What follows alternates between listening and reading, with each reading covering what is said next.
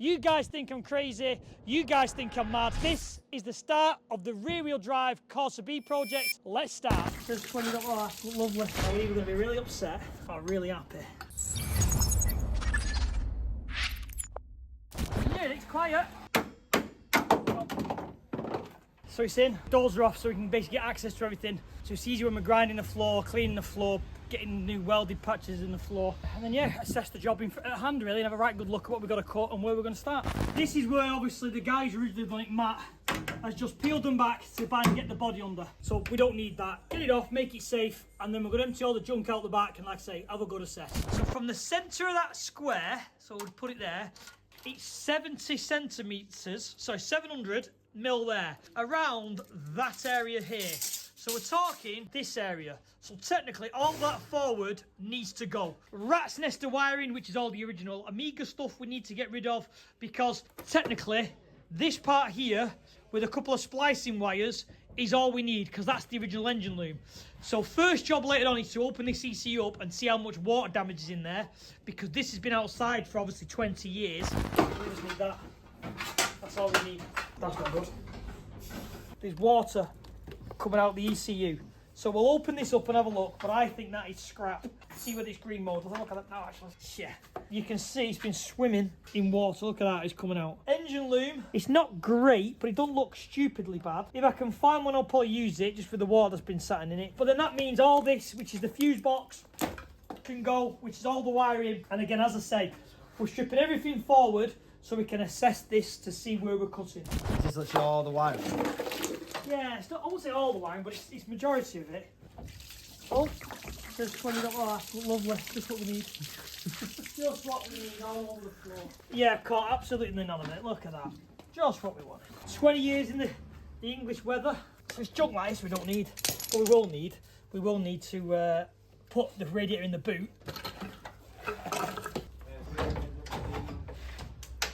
Big bunch of wires and they think, oh that's scary. It's the ABS pump, we're not going to use ABS on it, so we don't need ABS. Plus it'll only spoil it when we're doing donuts when the ABS is kicking in. Oh yeah, look at that here. That looks like how dead that is. So that's why a lot of sensors might need replacing, because it's got the green mould of death where it's probably been sat in water. I'm scared to even try and turn that. Yeah, I'm scared about that.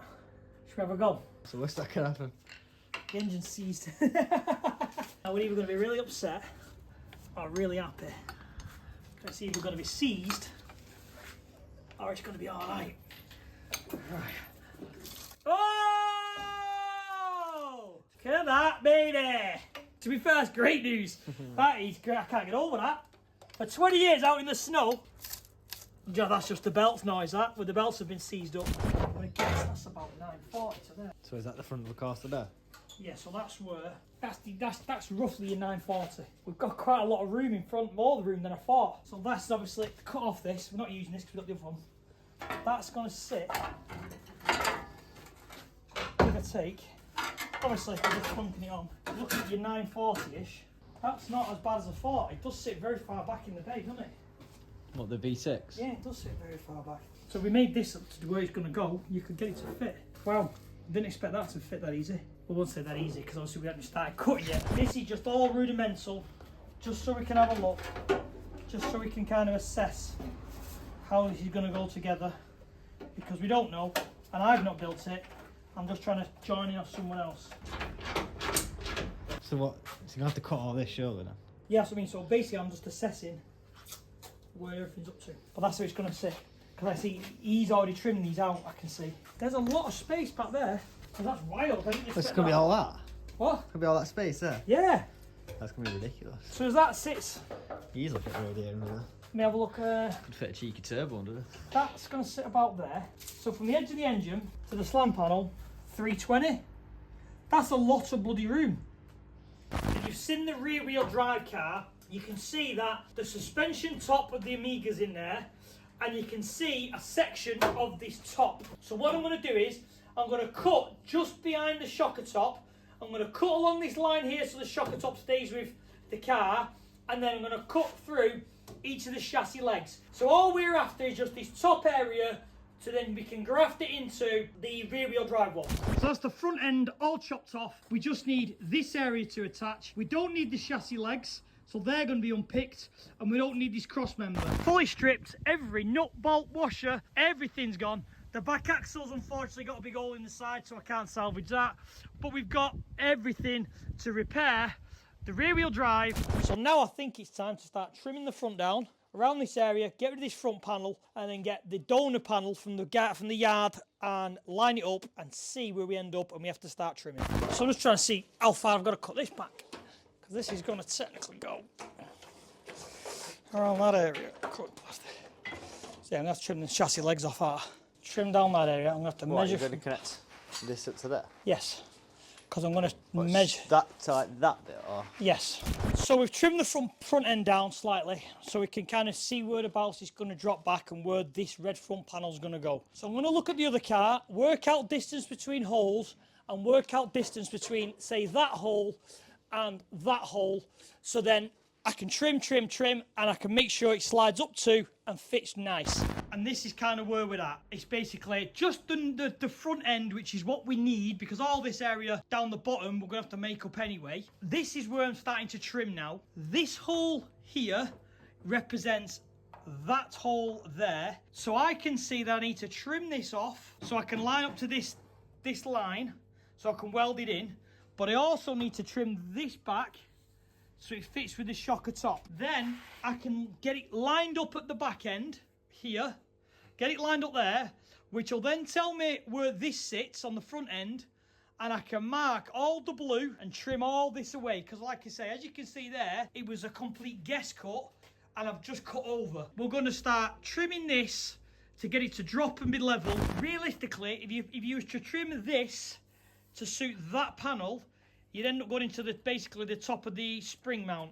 So I'm going to start trimming this. So it looks like, if you look at this area there, that's where the original suspension was on the Corsa. That square there matches that area there. So we're just going to literally cut them two squares out both sides to get it to slide over and start trimming elsewhere.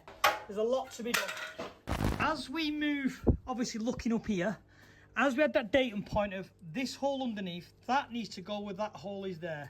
So, if you put that on that hole, and it needs to go in a little bit, so let's look, so that's lined up there, it overlaps this area of the shocker top. So the final cut for me is, run down this line with a slitting disc once that's clamped. This will all drop downwards, and then I've got a 1mm edge there to fill with weld. This is looking super close. But the guideline for me is, now bear in mind I never did the chassis swap, I'm just paneling it and making the front ends and some other bits. If you look at them two swage lines, you can see they point slightly upwards. So that means the front end needs to come downwards to make them two parallel. So we are getting super close. So if you look on this wing, bolt hole lines up, that bolts in, that bolts in, and then if you go to the bottom of the wing, which is the key part, so we know it's kind of all angled right, that one now, as you can see, they all lines up. The two lines now correspond and are straight. That panel now, all down there, is 100% true. But as you can see, it's looking pretty damn smart as it's coming together. So now the next job is, this is the original cross member off the Corsa B. So I'm going to cut this off and use that piece to tie in there and there, because I can just use the Corsa radiator. So we're literally just left now with the cross member, which is weirdly slightly wider than the Amiga one. This is what I'm measuring, straight off here and trim through here and then cut along, because it actually sits slightly higher, but obviously I've got to slot it in and under, because that's to get the, obviously the subframe supports, because we're still going to use the factory subframe mounts, and we're going to try and use some of these possibly for bolt hole mounting areas to this subframe, to this cross member. Start trimming it down, cutting it, and then I can slide it in, and then I can start thinking about putting a radiator in and seeing how it's going to fit on these two chassis ends. We've now got like a cross member in. There is a bit of a gap, probably a 5 to 10, probably a 5mm gap either side, 10mm this side.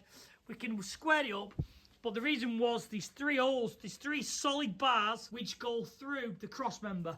There's one, and I couldn't cut down the middle of one, so I've had to go right along the edge of it, basically kind of making it work. But it doesn't really make a difference. When I've filled that with weld and I plate from there to there and brace everything will be reinforced. So then I'm contemplating keeping probably these chassis ends on. I don't know what to do yet. I might trim them down a little bit, maybe leave these two holes, sorry, that one and that one, because who knows, it could be turboed. And that would be an awesome point to mount the intercooler on the subframe. So with big projects like this rear-wheel drive build, got to give yourself little boosts along the way to make yourself feel good and to make you realise you're on the right path. So we have bolted the front bumper on, an headlight and a wing to basically see how everything fits. And I've got to say, we're pretty damn close. We've got the radiator in, as you will have saw. I've had to chop the two ends of the subframe off because they proper protrude the bumper. They like stick out here, so I needed to get rid of them. But as you can see, the vision is coming on. The only thing I have spotted, the wheel sits really far forward in the arch. But I think the body lad will just trim this to suit the wheel. So we're super close, and I'm still super impressed of how much room between the engine and the slam panel is. So much room there. Everywhere else, not so much. So we've put the bonnet on. In my opinion, it looks like this is where the bonnet's going to raise at the back. Me and my son are having debates. He wants to sit flush and bulge the bonnet in the middle. But me as the older guy, I don't mind this little raised piece, because back in the day, that was the way they used to be. When you had a little bit of performance, you always raised the back of the bonnet to get heat out. We're getting there. To say we're only literally, I think, 2 days in now. We've got a front end. We can get the other side on, and then we can start welding stuff into place, because we know it all lines up. People think I'm mad, but when you've got a vision, and technically when your job is grinding, welding and fab work, this isn't, you know, it's nothing. It doesn't faze us. So we're on with it. We're getting it done. Step by step we'll move forward, and at some point we'll do that phrase, I want to do a donut in a Corsa. Take care, guys, and I'll see you all on the next video.